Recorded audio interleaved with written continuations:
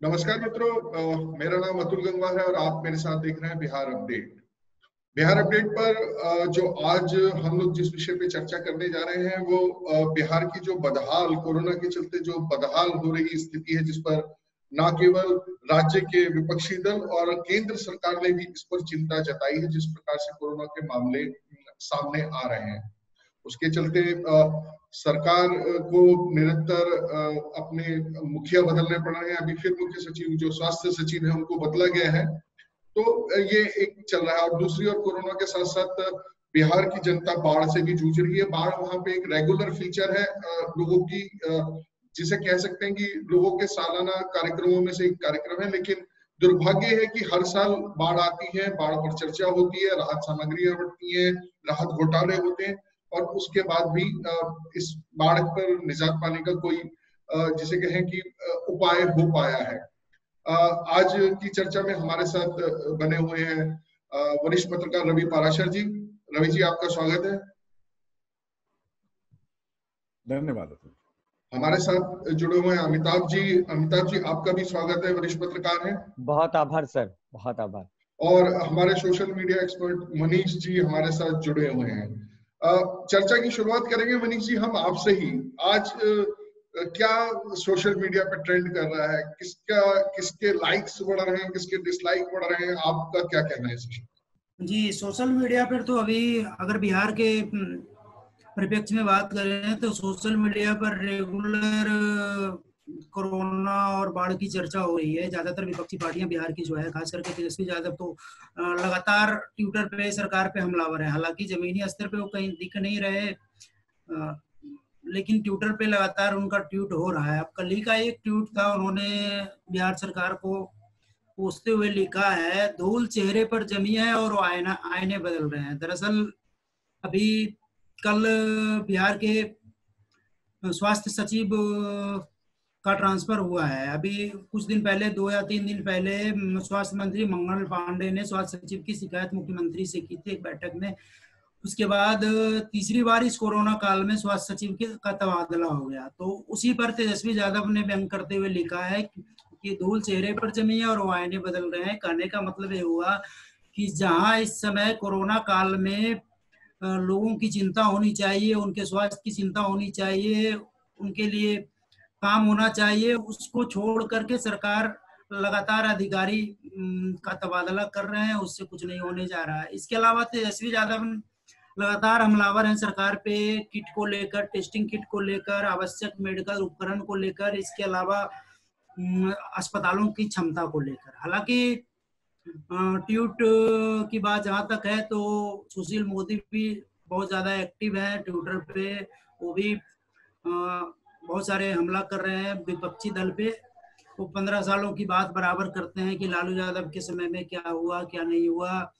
तो कुल मिलाकर, हालांकि जब नेताओं के अलावा जब हम सोशल मीडिया पे देखते हैं लोगों का क्या रुझान है, तो अभी 2 दिनों से सुशील कुमार मोदी को बहुत ज्यादा ट्रोल किया जा रहा है। वो हर बार जो 15 साल की बात करते हैं उसको लेकर आप जब फेसबुक या ट्विटर पर देखेंगे तो ट्रोलर्स की संख्या बढ़ गई है। सुशील कुमार मोदी को बार बार एक के ट्रोल किया जा रहा है कि जब 15 साल में लालू यादव ने कुछ नहीं किया तो आपने भी तो 15 साल, आप भी तो उप मुख्यमंत्री रहे, आपकी भी तो सत्ता रही, तो आपने 15 सालों में क्या? कुल मिलाकर जो स्थिति दिखाई दे रही है वो ये है कि मुझे लग रहा है कि 15 साल बनाम 15 साल का दाव कहीं उल्टा ना पड़ जाए, क्योंकि 15 साल अगर लालू ने कुछ नहीं किया तो 15 साल आपने क्या किया, ये सवाल जनता का पूछना वाजिब है। और आप अगर 15 साल में भी आप पिछले 15 सालों का ही जिक्र करेंगे तो कहीं ना कहीं तो ये आपकी नाकामयाबी को दर्शाता है कि आपके पास अपनी उपलब्धियां बताने के लिए नहीं है।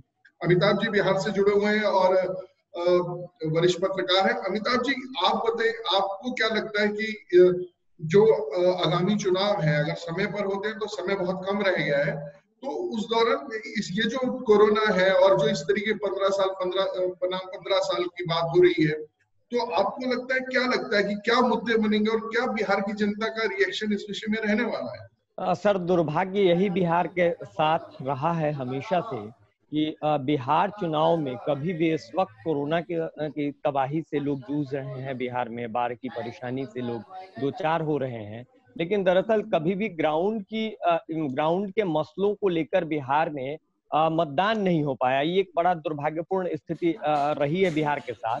और इसकी एक वजह जो मैं देख पाता हूँ सर, मुझे ये लगता है कि बिहार में जितनी भी पार्टियां हैं, चाहे वो आरजेडी हो, जेडीयू हो, या लोजपा हो, या फिर रालोसपा हो, हम हो, ये तमाम पार्टियां दरअसल बिहार चुनाव में डीएनए एक महत्वपूर्ण मसला रहा है। तो इन सबका डीएनए अगर हम देखें तो गर्भनाल का संबंध सबका आपस में जुड़ता हुआ है। जयप्रकाश के सारे चेले एक साथ निकलते हैं और जनता पार्टी से होते हुए अलग अलग धड़ों में पहुंच जाते हैं। और यही वजह है सर कि चाहे उस तरफ के लोग हों या इस तरफ के लोग हों, सब एक दूसरे को सिवाय गाली देने के और कुछ करते नहीं है। नॉन इशू को इशू बनाना, इशू को कहीं और दफना देना, ये एक प्रवृत्ति प्रकृति रही है। और इसमें जो देश के दो बड़े दल हैं, सियासी घराने कहें तो ज्यादा बेहतर, कांग्रेस और बीजेपी, तो आपके जहन में सर होगा ही कि 90 में जब पहली बार लालू यादव का उदय होता है तो जनसंघ से बीजेपी में तब्दील हुई पार्टी उनका समर्थन करती है। और कांग्रेस तो खैर एक बार कांग्रेस विरोध के साथ ही ये सारे, इन सब का जन्म ही कांग्रेस विरोध के आधार पर रहा, लेकिन बाद में कांग्रेस के समर्थन से बिहार में सरकार लालू यादव ने भी चलाया और दोबारा भी कोशिश कर रहे हैं। तो दरअसल दुर्भाग्य ये है कि मसलों पर चुनाव नहीं होता है सर। कोरोना से पहले अगर देखें तो इंसेफ्लाइटिस से बच्चे हर साल बिहार में बड़ी संख्या में बच्चों की मौत होती है, लेकिन आज तक उसके लिए हमने एक रिसर्च इंस्टीट्यूट भी ढंग से डेवलप नहीं किया। अस्पतालों की दुर्दशा, शिक्षा व्यवस्था की दुर्दशा देखिए कि उसको हमने पंचायती राज में दे दिया है। तो जो ये मसले हैं, स्वास्थ्य, चिकित्सा सुविधा, शिक्षा और रोजगार, इन तमाम मसलों पर न इससे पहले कभी चुनाव हुए, ना आगे होने की गुंजाइश इस वक्त तो मौजूदा समय में तो बिल्कुल भी नहीं दिख रही है। और आप अगर बिहार के अखबारों को देखेंगे तो खबरें आ रही है कि पीपीई किट में मौजूद रहेंगे मतगणना कर्मी, चुनाव कर्मी। मतलब ऐसे समय में जब लोगों के जान पर आफत है, मतदान की तैयारी चल रही है, और जिस बात का जिक्र अभी मनीष ने किया, जिस बात का जिक्र तेजस्वी यादव के ट्वीट का, तेजस्वी भी दरअसल साइबर वर्ल्ड में बैठकर लड़ाई लड़ना चाहते हैं, आरोप लगाना चाहते हैं। जमीन के स्तर पर जिस तरीके के गंभीर प्रयास की विपक्ष के नाते जरूरत थी वो नहीं है। केवल अखबारों में मंगल पांडे से, स्वास्थ्य मंत्री से इस्तीफा मांग लेना और ये कह देना कि 3-3 आपने सचिव बदल दिए स्वास्थ्य विभाग के, दरअसल मंत्री बदलिए, ये केवल ट्विटर पर कहने से नहीं होगा। चंद मील के फासले पर मुख्यमंत्री रहते हैं, आप करिए उनके सामने प्रदर्शन, कहिए उनको, दबाव बनाइए। तो दरअसल यहाँ पूरी कोशिश एक दूसरे पर आरोप लगाने की। उधर के खेमे में देखिए तो लालू यादव का 15 साल, आपने बीते 15 साल में क्या किया? सत्ता पक्ष को इस पर भी जवाब देना चाहिए। और दुर्भाग्य से पिछले 15 वर्ष में हर चुनाव में लालू यादव और जंगल राज, इसी के नाम पर चुनाव लड़ने की कोशिश बिहार में रही है। और मैं जहां से सर देख पा रहा हूँ, वहां से मैं ये देखता हूँ कि एक दौर था 90 के दशक में, हम लोग नारा लगाते थे, उत्तर में बाढ़, दक्षिण में सुखार, मध्य में नरसंहार, ये है लालू राबड़ी का बिहार। और वही परिस्थिति इस वक्त भी है। नेपाल ने सर इस बार बांधों की मरम्मती का काम रोक दिया। और हमारी स्थिति ये है कि कोसी के बाढ़ के कारण वैसे भी लोग बर्बाद होते हैं, कोसी के पूरे इलाके में, आप उस इलाके को बेहतर जानते हैं सर, इस बार बांधों की मरम्मती नहीं हुई है। तो वो पूरा उत्तर बिहार इस बार उस बांध के, उस पानी के चपेट में है जो नेपाल से आफत बरसना शुरू हो गई है। उस आफत की वजह से पूरा उत्तर बिहार इस बार परेशान होने वाला है। कोरोना महामारी की जो परिस्थिति है, कम्युनिटी स्प्रेड हो चुका है, उसमें भी जिस तरीके की हमारी जवाबदेही बननी चाहिए, तैयारी, वो बिल्कुल नहीं है सर।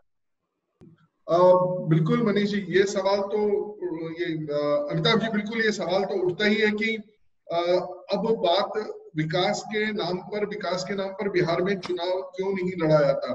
रवि जी, बिहार की समस्या और बदहाली पर हम निरंतर बात करते हैं, और अमिताभ जी ने भी ये बताया कि भाई किस तरीके से हमेशा चुनाव जो होता है वो विकास के मुद्दे पे ना होकर अलग अलग मुद्दों पर होता है। तो जिस तरीके से सरकार बिहार की जनता चुनती है, तो कहीं ना कहीं अपनी बदहाली के लिए वह स्वयं जिम्मेदार नहीं है रवि जी? जी बिल्कुल अतुल जी, ये प्रकारांतर से हम ये कह सकते हैं, जब जनता लोकतंत्र में अगर जागरूक नहीं रहेगी तो जाहिर है कि अंधेर नगरी चौपट राजा वाला एक जो मुहावरा है वो पूरी तरह से चरितार्थ होगा। मेरे एक मित्र हैं दिनेश ठाकुर, उनका एक मतला मैं सुनाना चाहता हूं, क्योंकि बात शुरू हुई थी तेजस्वी ने आईने और चेहरे बदलने को लेके, तो मुझे लगा कि शायराना शुरुआत हुई है, तो एक शेर, एक मतला, एक मेरे बहुत अजीज मित्र हैं, उनका नाम लेकर मैं पढ़ना चाहता हूं कि जाने क्या क्या बोल रहे थे कल शब महफिल में सारे, शब यानी रात, कि जाने क्या क्या बोल रहे थे कल शब महफिल में सारे, वो जो सबसे चुप था उसकी आंखें गजलें कहती थीं।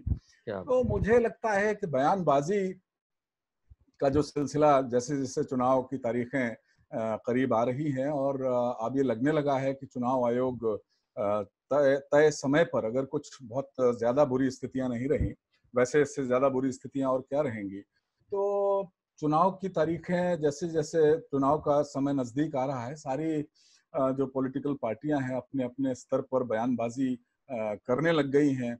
अभी हमने देखा एक दो दिन पहले कि चिराग पासवान ने तो बाकायदा एक प्रोमो शूट कराया है, जिसमें एक गाना है जिसकी धुन बड़ी अच्छी है, आप लोग सुनिएगा कि वो क्या कहना चाहते हैं।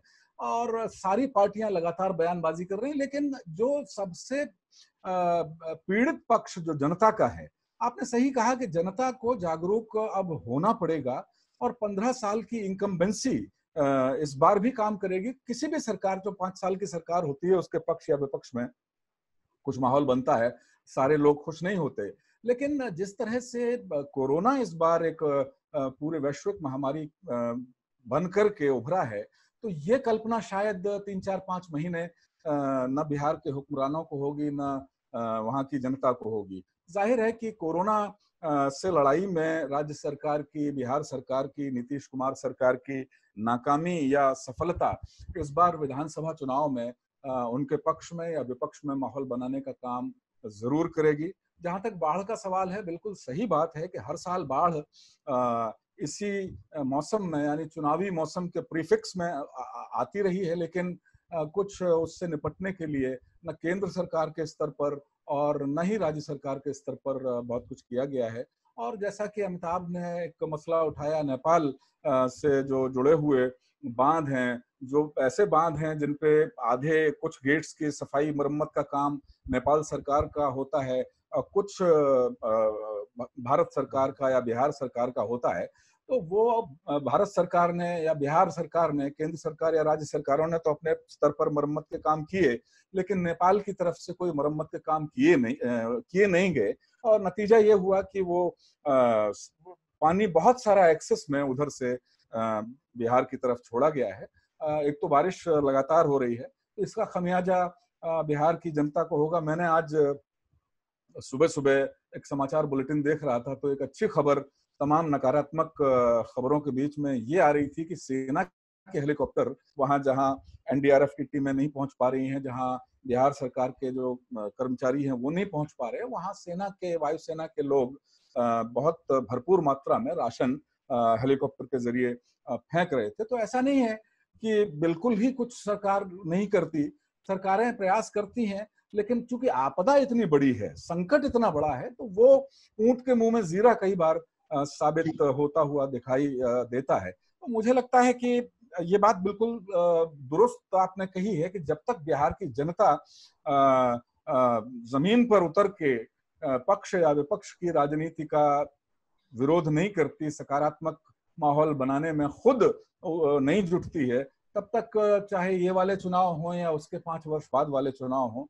कोई बहुत मूलभूत फर्क पड़ने वाला नहीं है। लेकिन कोरोना काल में अगर तीसरा स्वास्थ्य सचिव, 3-4 महीनों में 3 स्वास्थ्य सचिव बदलने पड़ जाएं, तो ये कहीं ना कहीं सरकार की एक नाकामी है कि उन्हें योग्य अधिकारी क्यों नहीं मिल रहे। जी जी, एक ये जो बड़ी बात ये जो खड़ी होती है कि अगर हम देखें तो पड़ोसी देश जो नेपाल है, उसके साथ जिस प्रकार से आज की तारीख में हमारे संबंध दिखाई दे रहे हैं, जिस प्रकार से नेपाल एग्रेसिव तरीके से भारत के साथ छेड़छाड़ करने की कोशिश कर रहा है, उसको उकसाने की कोशिश कर रहा है कि वो जिस तरीके से हम देख रहे हैं अभी, तो लगता है कि बांधों की मरम्मत नहीं कराना या कल को बांधों को खतरे में डालकर बिहार में जो कोसी नदी है उसको एक हथियार के रूप में इस्तेमाल वो कर सकता है। तो ऐसा नहीं लगता कि भाई राज्य सरकार को भी दूरगामी तरीके से सोचना चाहिए और कुछ योजनाएं ऐसी बनानी चाहिए जो आगे चल के 5 साल 10 साल में फलीभूत हो, लेकिन उसके बाद संकट दूर हो, तो मुझे लगता है कि कुछ बेहतर रहेगा। अमिताभ जी, इस पर कुछ कहना चाहेंगे आप? बिल्कुल सर, आपसे पूरी तरह इत्तेफाक रखते हुए, दरअसल इसमें एक परिस्थिति ये है कि नेपाल के भीतर की इस वक्त की जो मौजूदा परिस्थिति है उसमें नेपाल ने अपने हिस्से का काम तो रोका ही रोका है, बिहार के भी कई हिस्सों के काम को नेपाल ने रोक दिया और उन्होंने नहीं करने दिया। बिहार सरकार के जल संसाधन मंत्री के तौर पर संजय झा लगातार केंद्र सरकार को पत्र लिखते रहे, नेपाल की सरकार को, लेकिन उसका कोई असर नहीं हो पाया। इसमें एक बड़ी वजह है सर कि जब देश के भीतर हुक्मरान और निजाम दोनों ने कहा कि आपदा को अवसर में बदल दो, तो दरअसल उन्होंने कहने में बहुत देर कर। बिहार में ये रवायत दशकों पुरानी है, आपदा को अवसर में बदलते रहे, और यही वजह है कि आपदा हर बार बुलाई जाती है और जानबूझ के, ये मानव जनित आपदा है, ये कोई प्रकृति प्रदत्त आपदा नहीं है। इसको जिस तरीके से नियंत्रित किया जाना था या इसका निदान किया जाना था वो किया नहीं गया, क्योंकि एक अवसर समाप्त हो जाएगा। तो ये जो प्रवृत्ति और प्रकृति जब तक भीतर में रहेगी निजाम से हुक्मरान तक में, तब तक इसका समाधान नहीं हो पाएगा। ये जो दूसरा हिस्सा महत्वपूर्ण जिसकी चर्चा रवि सर ने भी की और आपने भी सर जिस बात का जिक्र किया है कि बिहार की जो आम जनमानस है, जो मतदाता के तौर पर बार बार प्रतिनिधि चुनते हैं, वो कब जागरूक होंगे, वो हस्तक्षेप की भूमिका में कब आएंगे, और जब तक उनका हस्तक्षेप, उनकी दखल नहीं होगी तब तक कुछ बदलता हुआ नहीं दिखेगा। कोरोना के संदर्भ में सर एक उदाहरण देता हूं। अभी मैं आज अखबार देख रहा था, मुजफ्फरपुर की खबर थी, 40 ऐसे लोग थे जिन्होंने जांच नहीं कराया कोरोना का, लेकिन उनके पास पॉजिटिव का रिपोर्ट भेज दिया गया। अब जब इस तरीके से बिहार सरकार के जो लोग हैं, काम करने वाले लोग हैं, वो इस तरीके से कोरोना की टेस्टिंग करेंगे कि बिना किसी की जांच किए हुए आप पॉजिटिव का रिपोर्ट भेज देंगे। भागलपुर शहर से इस वक्त मैं सर आपके साथ जुड़ा हुआ। भागलपुर की परिस्थितियां भी अमूमन ऐसी ही हैं, पूरे के पूरे लोग कोविड पॉजिटिव हो गए, डिस्ट्रिक्ट एडमिनिस्ट्रेशन से जितने जुड़े हुए लोग हैं। और आपको आश्चर्य नहीं होगा, अखबार की खबरों के आधार पर कह रहा हूं सर, जब यहाँ के डीएम और कमिश्नर को पटना भेजा जाता है गंभीर स्थिति में, तो एम्बुलेंस में एक डॉक्टर तक नहीं होता है। वो रास्ते में क्या होगा नहीं होगा। बिहार में सिविल सर्जन की मृत्यु हो जाती है क्योंकि बेड नहीं मिल पा रहा है। तो जो ये संसाधन है, ऐसा नहीं है कि आज की ये समस्या है, ये समस्या लंबे समय से है। बिहार में इंफ्रास्ट्रक्चर की परेशानी है। लोगों के जहां तक दखल का मामला है, बिहार के लोग दरअसल राजनीतिक तौर पर बहुत ज्यादा समृद्ध लोग हैं और बहुत चिंतनीय लोग हैं, लेकिन जब चुनाव का वक्त आता है तो जाति के मजबूती का जिम्मा उनके कंधों पर होता है। उनके पसंद के जो चेहरे होते हैं उनको विजयी बनाने का जिम्मा उनके जिम्मे होता है। वो जो झोला उठा के विचारधारा के नाम पर घूमते हैं, तो विचारधारा में जितना भी व्यभिचार होता है, अपने पराये के आधार पर उन सारे के ऊपर मिट्टी डाल करके वो झोला लेकर के भावुक लोग सड़कों पर निकल जाते हैं संघर्ष करने। इस बार भी वही परिस्थिति है, कोरोना से मृत्यु हो रही है, लेकिन चूंकि सरकार किसी विचारधारा की है तो इस विचारधारा के कार्यकर्ताओं से पूछिए, उनसे बात करिए, उनके नेताओं से। अकेले में तो वो स्वीकारते हैं कि बड़ी खराब परिस्थिति है, लेकिन जब बात चुनाव कार्यकर्ता से मतदाता तक पहुंच जाइए, सबका तबका बटा हुआ है। कोई कहता है कि फलाने जी को इस बार वापस लाना है, बड़ी गलती हो गई, उनको हमने हटा दिया, पिछली बार वाली गलती नहीं, एग्रेसिव वोटिंग करेंगे। कोई कहता है नहीं नहीं जंगल राज दोबारा आ जाएगा, इसलिए इस बार कोरोना के चक्कर में नहीं फंसना है, बड़ी जवाबदेही है, राष्ट्र हित सामने है, तो राष्ट्र हित के लिए राष्ट्रवादी सरकार चुन लेना। समस्या ये है कि दोनों ही सरकारें, न किसी के पास राष्ट्र बचा है, न किसी के पास विचार बचा है, केवल व्यभिचार बचा है, केवल सत्ता सुख भोगने की कामना बची हुई। और उसमें रंच अगर क्लेश बात भी कहें या कण भर भी कहे कि बिहार की चिंता, बिहार के हितों की बात हो, तो वो नहीं है। और एक बात और भी है सर, जयप्रकाश नारायण लोकनायक अक्सर ये कहते थे कि बात पराये की मत पूछो, मुझे तो अपनों का डर है। और जिस बात का डर लोकनायक को था, उनके चेलों ने उस डर को सार्थक किया और चेलों ने मिलकर के ये कहा, बिहार की दुर्व्यवस्था के मामले में, बिहार की बदहाली के मामले में तुम्हारी भी जय जय, हमारी भी जय जय, न तुम हमसे आगे न हम तुमसे पीछे। तो इस मामले में दोनों पैरेलली खड़े हैं। और ऐसे में अब जनता को कौन समझाए? जनता कहते हैं को निरप हमें कहानी, चेड़ी छोड़ के बनब महारानी। तो जब लोगों की ये स्थिति है, एक तरफ बोलेंगे ये, या दूसरी तरफ जातीय स्वाभिमान के आधार पर, दलीय स्वाभिमान के आधार पर आप इन्हीं दो धड़ों के बीच चयन की प्रवृत्ति अपनाएंगे, या तो इसको या उसको, नागनाथ या सांपनाथ, तो फिर विकल्पहीनता की भी स्थिति सर बनती है। बिहार में कुछ नए दल हैं, कुछ नए लोग हैं, वो पहुंचे तो हैं, लेकिन कोई मुख्यमंत्री बनना चाहता है तो मुख्यमंत्री बनने के लिए विधायक भी चुनना पड़ेगा। विधायक के लिए पूछ लीजिए, आपके पास सेटअप है क्या, कार्यकर्ता है क्या, आपके पास वो संस्कार है क्या जो बिहार के मतदाताओं को प्रभावित करे। बिहार दिल्ली नहीं है कि कोई केजरीवाल जी आएंगे और पूरी दिल्ली लूट ले जाएंगे।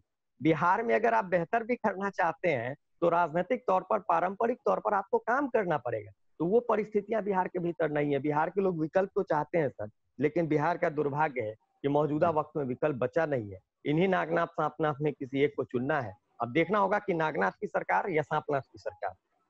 जी जी मनीष, बड़ी अच्छी बात अमिताभ जी ने कही कि नागराज और सांपनाथ की सरकारों में से चुनना है, और विकल्प जो है वो सीमित है, और जो विकल्प है वो भी एक लक्ष्य के लिए आ रहे हैं, और उसके लिए जमीनी जो मजबूती चाहिए वो उनके पास नहीं है। जो आपका सोशल मीडिया हालांकि आज के युवाओं को बड़ा प्रभावित करता है, क्योंकि अधिकांश युवा, और बिहार के बारे में तो ये है कि बिहार के बहुत सारे लोग अपने घर द्वार से जुड़े रहने के लिए भी बड़े अपडेट रहते हैं और इस तरीके की टेक्नोलॉजी के साथ जुड़े हुए हैं। तो आपको क्या लगता है, इस तरीके का कोई माहौल वहां पर बनाने का पक्ष विपक्ष का प्रयास किया जा रहा है, या एक विकल्प जिसकी बात अमिताभ जी ने की वो कुछ दिखाई देता है आपको? चर्चा कर रहे थे अभी कि नए विकल्प के तौर पर लोग आ रहे हैं, तो जो नए विकल्प के तौर पर जो लोग आ रहे हैं या जो आए हैं, जिनका ऐड मार्च के महीने में ऐड पूरे बिहार में अखबारों में और पटना में छपा था, तो उनका जो बेसिकली सबसे बड़ा चीज होता है चुनाव जीतने के लिए संगठन और इंफ्रास्ट्रक्चर, जैसा कि उन्होंने बताया अमिताभ जी ने कि उसका अभाव है उनके पास। जहाँ तक सोशल मीडिया की बात है, तो सोशल मीडिया पे लगातार एक्टिव हैं, लगातार बातें हो रही है, बड़े बड़े सपने दिखाए जा रहे हैं कि 2020 से 2030 के बीच में बिहार ऐसा होगा, let's open Bihar, 30 years lockdown. तो ये सारी चीजें तो सोशल मीडिया पे चल रही है, और कई लोग ऐसे हैं, इस टाइप के लोग हैं जिनको ना इधर से मतलब है ना उधर से मतलब है, या फिर वैसे लोग जो कहते हैं कि हम ये राजनीति से कोई लेना देना नहीं है। वैसे लोग जो कि दिल्ली में भी एक समय केजरीवाल के सपोर्टर हुआ करते थे, एक आके कि वह कुछ कर रहा है, अंग्रेजी में एक लाइन था कि ही इज डूइंग समथिंग, इस टाइप से, ठीक है। तो वैसे लोग निश्चित तौर पे किनारा पकड़ रहे हैं। सोशल मीडिया पे उनके लाइक्स, शेयर्स, कमेंट्स बढ़ रहे हैं, लेकिन बात जब जमीनी स्तर की आती है, और खास करके बिहार जैसे स्टेट में जब आएंगे तो थोड़ा सा दिक्कत हो जाएगा। वो कितना वोट में कन्वर्ट होगा वो कहा नहीं जा सकता। हालांकि चर्चाएं तो बहुत रोजगार की बात हो रही है, उद्योग धंधे की बात हो रही है, पारंपरिक उद्योग जो है, कुटीर उद्योग है, उनकी बात हो रही है, और बिहार में जितने भी चित्र हैं, हर तरह के साहित्यकारों की भी बात हो रही है, रामधारी सिंह दिनकर, रेणु, सब लोग कोट किए जा रहे हैं। अब उसका प्रभाव किस पर कितना पड़ेगा वो तो भविष्य बताएगा। जी जी जी जी प्रभाव, बड़ी अच्छी बात अमिताभ ने कही थी कि केजरीवाल के मामले में जिस तरीके से उन्होंने दिल्ली को लूट लिया, लेकिन कहीं ना कहीं ये भी ध्यान में आता है कि जो राजनीति है वो सही में कुछ ही दलों के बीच में है। अगर पिछला चुनाव देखें विधानसभा का, तो आरजेडी और जेडीयू ने मिलकर लड़ा था, बीजेपी विरोध में थी, और अब जेडीयू और बीजेपी मिलकर लड़ेंगे और आरजेडी विरोध में होगा, और एलजेपी जिस तरीके से अभी जिस तरीके के तालमेल बिठाने का प्रयास कर रही है, तो वो अंतिम समय में कहाँ लुढ़केगी अपनी उसको भी देखना बड़ा दिलचस्प होगा।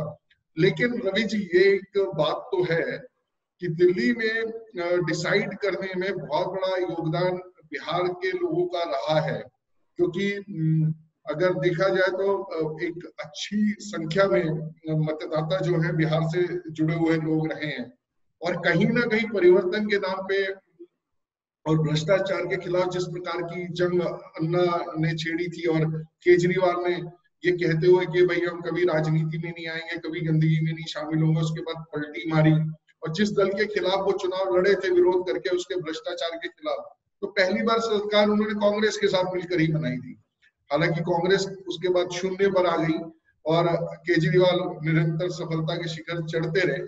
तो ये जो परिवर्तन वाली बात है, क्योंकि ये देखिए दिल को छूने वाली बात है, युवा मतदाता बिहार में बहुत है, और कहीं अगर इस तरीके की चीज होती है, और संगठन तो केजरीवाल का आज भी नहीं है, मतलब अगर आम आदमी पार्टी देखा जाए तो छटे हुए लोगों का एक संगठन बना हुआ है, जिसके अंदर ना कोई एक विचारधारा है, ना कोई आइडियोलॉजी है, मतलब चाहे कुछ भी उसके पास नहीं है। तो क्या आपको लगता है कि कुछ इस तरीके का खेल बिहार में भी हो सकता है, क्योंकि लोग पके हुए तो बहुत है, 15 साल बनाम 15 साल में राजनीति की सारी गंदगी बाहर लाने की तैयारी कर दी है। अतुल जी, बहुत उलझा हुआ, बड़ा पेचीदा एक सवाल आपने फेंका है मेरी तरफ। असल में दिल्ली में बिल्कुल आपने सही कहा कि, और ज्यादातर आप सरकार के जो लोग हैं वे आपके भी मित्र हैं, मेरे भी मित्र हैं, बड़े क्लोज मित्र रहे हैं। तो बात बिल्कुल सही है कि विचारधारा के नाम पर एक भ्रष्टाचार के खिलाफ एक विचार को पैदा करके, उसको पाल बीजारोपण करके, उसमें पानी डाल के, खाद डाल के बड़ा करके सरकार तो दिल्ली में बनी आपकी, और रिपीट भी हुई। तो रिपीट हुई इसका मतलब है कि लोगों को सरकार के जो कामकाज हैं कम से कम वो पसंद आए। अब वो दूरगामी स्तर पर कितना दिल्ली की जड़ों को, दिल्ली के अर्थशास्त्र की जड़ों को कितना खोखला करेंगे, मुफ्त की बिजली, मुफ्त का पानी, मुफ्त का ये, मुफ्त का वो, ये बहुत दिन तक चल नहीं सकता। क्योंकि कोई भी दिल्ली सरकार या फिर वो केंद्र सरकार हो, कोई नोट की कमी पड़ने पर नोट की छपाई नहीं कर सकती। ऐसी छूट नहीं है कि आपके पास, आपने बहुत सारी सुविधाएं मुफ्त में बांट दी और उसके बाद आप कोई एक चमत्कारिक रूप से कोई पेड़ है जिसको आपने हिलाया और खजाने की झोली जो है ऊपर तक लबालब भर गई। तो ठीक है, 5 साल 10 साल 70 साल बनाम 5 साल 10 साल चलता है, होता है। और ये बात भी आपने बिल्कुल सही कही कि पूर्वांचल के या बिहार के बहुत सारे जो वोटर थे, जब सरकार चुनाव हुआ दिल्ली में, उन्होंने अरविंद केजरीवाल को वोट दिया होगा, इसमें कोई शक नहीं है। लेकिन ये जो 100% जो वोटर था वहां ऐसा जो बिहार से ताल्लुक रखता था, वो कोरोना काल में जिस दुर्दशा का शिकार हुआ वो उसी दिल्ली में हुआ जिस दिल्ली में उनको खाना, पानी, रोजगार देने के बहुत सारे चिकने चुपड़े वादे केजरीवाल सरकार की तरफ से हुए थे, और बहुत कुछ सतह पर देखने को मिल भी रहा था। लेकिन 3, 4, 5 दिनों बाद ही जब ये लॉकडाउन होना शुरू हुआ, तो दिल्ली सरकार के बहुत सारे वादों की पोल उन्हीं लोगों के सामने खुली जो दिल्ली सरकार को अपने सबसे मजबूत, अपने लिए किले के तौर पर मान के चल रहे थे। और वही लोग पलायन करते हुए सबसे पहले पूरी दुनिया को, पूरे देश को दिखाई दिए, क्योंकि दिल्ली में मीडिया हब है सारा, नोएडा में दिल्ली के पास सारे चैनल हैं 16A में। तो जो पलायन दिल्ली से शुरू हुआ वो बहुत ज्यादा चर्चा में रहा, और वो लोग अब बहुत सारी संख्या में वापस बिहार में लौट के पहुंचे हैं। तो जाहिर है, हालांकि इतनी संख्या नहीं है कि वो चुनाव को प्रभावित कर दें। और दूसरी चीज ये भी है कि बिहार में आपका कोई बहुत बड़ा स्टेक, पॉलिटिकल स्टेक नहीं है। हालांकि हमने देखा है मनीष सिसोदिया या अरविंद केजरीवाल को बहुत बार बिहार के दौरे, बिहार के सरकारी कार्यक्रमों में वो जाते हुए नजर आते रहे हैं। तो हो सकता है वहां अपनी राजनीतिक जमीन तलाशने का इरादा रखते हो। लेकिन इस बार के चुनाव में आप का कोई असर वहां पर इस लिहाज से नहीं दिखने वाला है कि जो यहाँ से पलायन होकर वहां गया है वो आपकी दोस्ती किसके साथ है उसको वोट देगा, तो ऐसा मुझे नहीं लगता। लेकिन हाँ, जमीनी स्तर पर अब ये बहुत बेहद जरूरी हो गया है कि वैकल्पिक जो राजनीतिक व्यवस्था है, चुनाव सुधार की जो बातें हो रही हैं वो मौजूदा व्यवस्था में ही हो रही है। वैकल्पिक चुनाव सुधार की व्यवस्था अगर सामाजिक स्तर पर उसका जिक्र होने लगे, लोग बोलने लगे, तो ये लोकतंत्र के दूरगामी हितों में होगा। और बिहार का ये चुनाव इसका पहला पायदान इस लिहाज से बन सकता है क्योंकि कोरोना जैसे महासंकट के बीच ये चुनाव हो रहा है। जी बिल्कुल, मुझे लगता है कि जो बिहार का जो आगामी विधानसभा चुनाव है वो अपने आप में बहुत महत्वपूर्ण है। जहां एक और हम आशा करते हैं कि बिहार की खुशहाली के लिए, एक बेहतर फ्यूचर के लिए, भविष्य के लिए सरकार कुछ लंबी योजना बनाए, वहीं बिहार की जनता से भी ये अपेक्षा है कि वो भी अपने भविष्य के बारे में चिंतन और मनन करे। कई बार लोगों ने कहा भी है कि भाई कोई आप अपनी बहन बेटी के लिए कोई लड़का तो चुनने नहीं जा रहे हैं, उसकी शादी तो करने नहीं जा रहे हैं जो आपको जात बिरादरी में करनी है। और अगर देश समाज की अगर बात करी जाए तो किस प्रकार आपको अपने राज्य के भले के सोचना चाहिए, उस पर आपकी पीढ़ी का, आने वाली पीढ़ियों का भी भविष्य निर्भर करता है। रवि जी कुछ कहना चाहते हैं? हाँ अतुल जी, मैं ये कहना चाह रहा हूँ कि बहुत दुर्भाग्यपूर्ण है बिहार में ऐतिहासिक तौर पर अगर हम देखें तो मेधा की कोई कमी नहीं है। वहाँ के लोग बहुत ज्यादा मेधावी हैं और आज भी हम देखते हैं कि सिविल सर्विसेज के जो नतीजे रहते हैं उसमें बिहार के जो छात्र छात्राएं हैं वो काफी आगे, उनके अच्छे नतीजे रहते हैं। लेकिन ये एक चीज देखने में आई है इस दौरान कि जो टॉपर हैं, जो काडर चुनने का अवसर जो टॉपर सिविल सर्विसेज में होते हैं, तो होम काडर चुनने का पहले जो चाव हुआ करता था वो बिहार के प्रतियोगी, जो सफल प्रतियोगी हैं, अच्छे रैंक में आए हुए प्रतियोगी हैं, उनमें होम काडर बिहार चुनने की जो टेंडेंसी है वो अब खत्म होती जा रही है। मेरे कई मित्र हैं जिन्होंने, वो चाहते तो होम काडर बिहार चुन सकते थे वहां पे आईएएस की नौकरी करने के लिए, आईपीएस की नौकरी करने के लिए, लेकिन उन्होंने गुजरात काडर चुने, उन्होंने महाराष्ट्र काडर चुने, हरियाणा काडर चुने। ये अपने आप में एक बहुत गंभीर परिस्थिति है। जी जी, ये मुझे लगता है कि जिस प्रकार से राजनेताओं का एक हस्तक्षेप रहता है, और बिहार में भी खास तौर से देखने में आया कि कई बार जो राजनेता हैं किस प्रकार से व्यवस्था का इस्तेमाल करते हैं, या व्यवस्था और राजनेताओं का जो गठजोड़ दिखाई देता है, चाहे उसमें आईएएस आईपीएस लॉबी हो, चाहे राजनेता हो, वो कहीं ना कहीं खामियाजा उसका भुगतना पड़ता है बिहार की जनता को। खैर, हमारी आज की चर्चा यहीं तक रहेगी। आप भी हमारे साथ जुड़ सकते हैं, अपने विषय हमारे को भेज सकते हैं। हमारे जो ईमेल आईडी है उस पर आप मेल करें, biharupdate@gmail.com पर। आप हमारा मोबाइल ऐप भी डाउनलोड कर सकते हैं गूगल प्ले स्टोर से, बिहार अपडेट का, और उसके माध्यम से भी हमसे जुड़ सकते हैं। आज की चर्चा में बने रहने के लिए रवि जी आपका धन्यवाद। अमिताभ जी आप हमारे साथ जुड़े, आपका भी धन्यवाद। और मनीष जी आपका भी धन्यवाद। बिहार अपडेट में आज के लिए सिर्फ इतना ही। धन्यवाद।